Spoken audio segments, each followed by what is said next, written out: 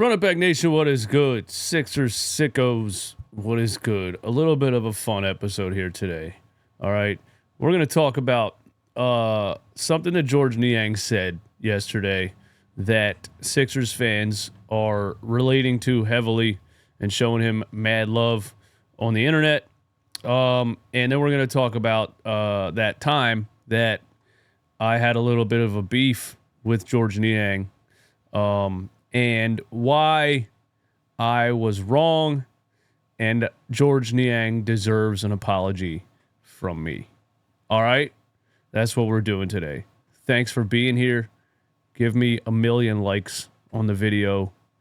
Let's do it. So, George Niang was on, whose podcast was this? I don't even know whose podcast this is. I should probably shout him out, put the link in the description. I'll do that, okay? But they asked him about Ben Simmons' situation when Ben was holding out from the Sixers and how it affected players on the team. And so you get a little bit of an inside scoop on how that went down and what the players thought about it. Okay, so here's what George Niang said. There's people that I don't fuck with. There's people that he don't fuck with. Richard Jefferson. Is this Richard Jefferson podcast? Everybody has a podcast. I don't know. There's people that I don't fuck with. There's people that he don't fuck with. So is there anybody that you were like, oh, if this is what you want, like you're like, oh, if this motherfucker gets going, I'm going to be in the middle of it. I love that he went Ben Simmons right away, yo. And when they played the Nets, he was on his ass. I mean, he was in his face. He really, really doesn't like Ben Simmons. Is there somebody that just rubbed you the wrong way? Like, well, in Philly, it was the, and I don't want to like beat a dead horse with it because I actually feel bad at this point. The Ben Simmons thing, like that pissed me off because like, you know, guys are trying to make a living, right? And I came from Utah, like I signed like just a little over the minimum, and I'm like, oh, this is perfect. I'm a spot up shooter. This guy fucking drives the lane. Everybody collapses. He kicks out. Like, this is gonna be great for my career. Yeah. I signed a 2-year deal, like, and then he was like, I'm not playing. And I'm like, what the fuck? Like, we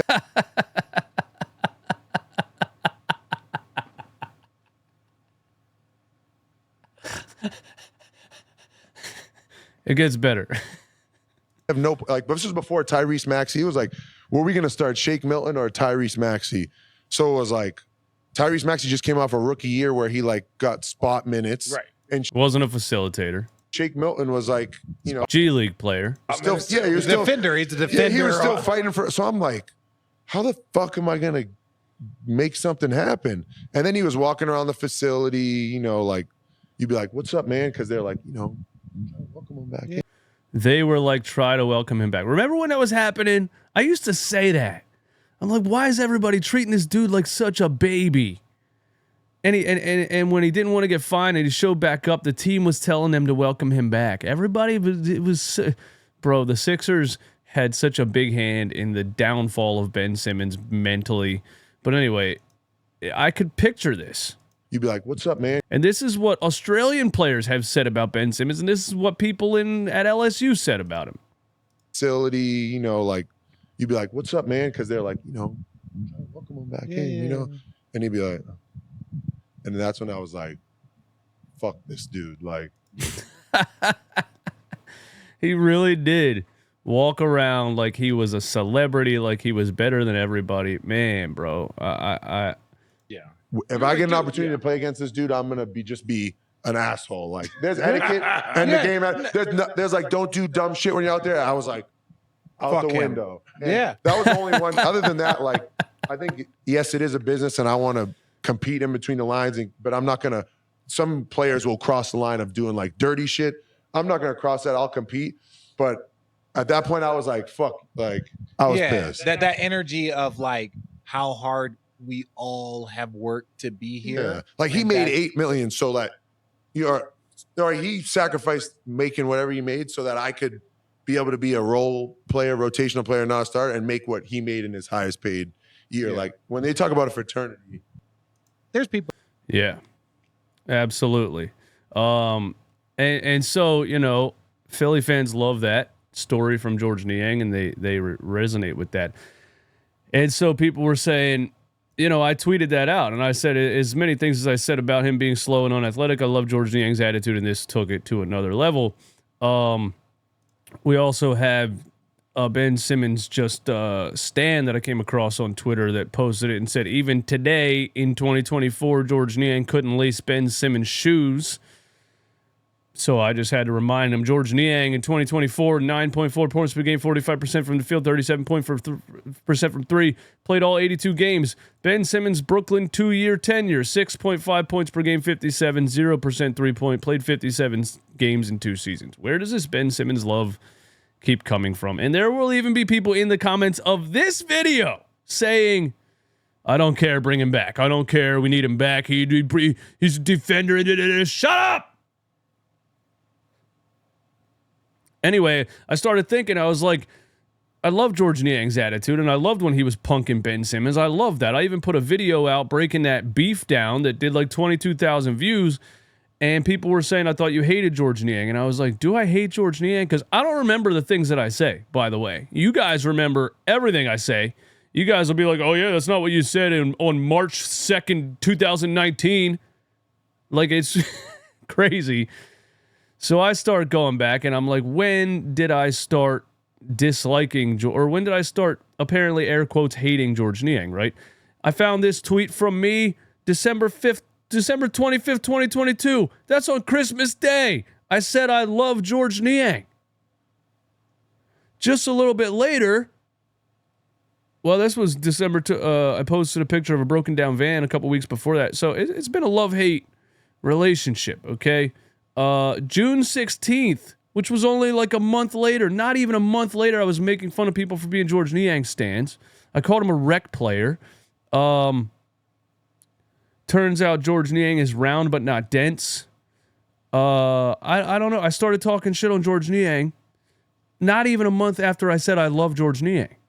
So what happened? Well, here's what happened. Just to remind you, in 2022, the 76ers had a backup center, Andre Drummond. All right. They also had DeAndre Jordan, Paul Millsap, and Paul Reed. By the time the playoffs came around, it was the Paul Reed, Andre Drummond rotation. It was a solid backup center rotation.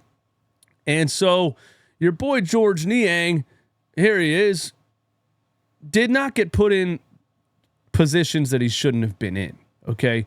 What happened was, and I like George Niang at this time because he was playing his role and he was only expected to play that role, and you loved his attitude.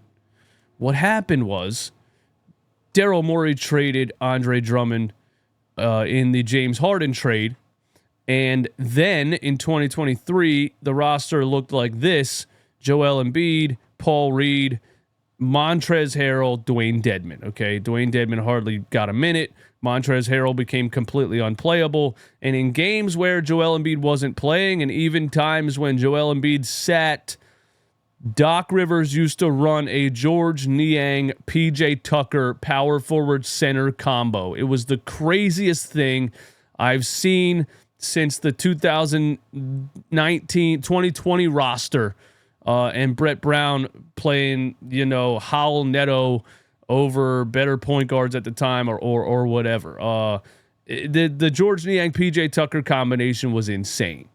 And no coach in the history of the NBA should have ever thought that should ever be done, not on a Tuesday night against the Detroit Pistons. And what that did was amplified George Niang's unathletic, slow makeup. So then I started despising George Niang because he's slow and he can't jump, because every time Doc Rivers had him in that position, it was a layup line at the free throw line, and we would blow 20-point leads, and it was a disaster. And it wasn't George Niang's fault. Is he out of shape for an NBA player every year? Yes. Is he unathletic, slow, and can't jump over a Pepsi can? Yes. But nobody should be putting George Niang at power forward next to PJ Tucker, where he's then forced to try to defend the rim. So it was 100% on the roster makeup and 100% on Doc Rivers and not on George Niang whatsoever. So there was a little bit of a beef because on June 16th, 2023, I said to George Niang, this was approaching the trade deadline in February, and they were talking about re-signing George Niang. I tweeted him, and I said, you're playing for free next season. Start doing suicides right now. And George Niang replied to that and said, you are a clown. And I was joking. I said, you should thank me. I have your highest viewed video on YouTube at 22,000 views when you punked Ben Simmons. But I deserved to be called a clown for this because George Niang did not deserve the slander. He was put in a position that he shouldn't have been in, and he was exposed for being slow and unathletic.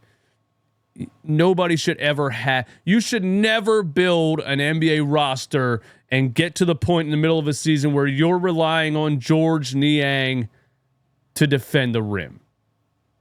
So it wasn't his fault. I've always loved his attitude, and I want to say, George Niang, I apologize. I'm sorry for any slander, anything negative I've ever said about you.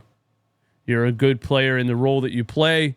You dropped 31 points on the Sixers last year in a Cavs uniform. You continued to shut me up anytime I talked shit on you.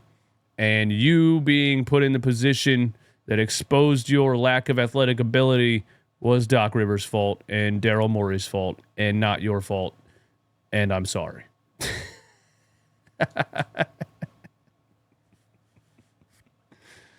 Oh, man. Let me know in the comments, would you bring George Niang back on the Sixers off the bench? That's all I got. Thanks for hanging out. Thanks for tuning in. I'll talk to you guys soon. Oh, we're doing USA versus South Sudan at 3 o'clock right here live. Tune in.